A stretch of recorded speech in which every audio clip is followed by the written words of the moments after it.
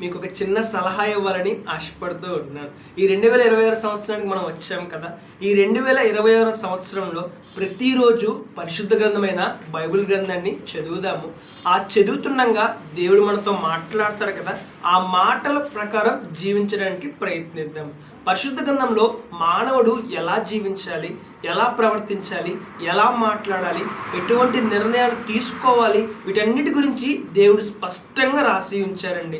మనం ఎప్పుడైతే అనుదినము పరిశుద్ధ గ్రంథాన్ని చదువుతామో ఇవన్నీ మనకు తెలుస్తాయి. మనం ఎప్పుడైతే తెలుసుకుంటామో వీటిని ఒక బుక్లో రాసుకొని ఆ ప్రకారంగా జీవించడానికి ఇష్టపడదాము. మనం ఎప్పుడైతే పరిశుద్ధ గ్రంథంలో దేవుడు రాయించినట్లుగా బ్రతుకుతామో మన జీవితం ఆశీర్వాదాన్ని పొందుకుంటాం.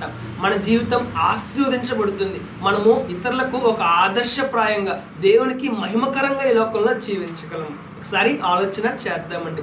ఈ 2026 సంవత్సరం నుంచి ప్రతిదినము బైబిల్ గ్రంథాన్ని చదవడానికి ప్రయత్నిద్దాం. చదువుతుండగా దేవుడు మాట్లాడిన మాటలు రాసుకుని ఆ ప్రకారంగా జీవిద్దాం. రేపటి దినాన ఫలితంగా శ్రేష్టమైన ఆశీర్వాదాన్ని, శ్రేష్టమైన దీవెనలను, శ్రేష్టమైన బహుమతులు పొందుకుందాం. May God bless you.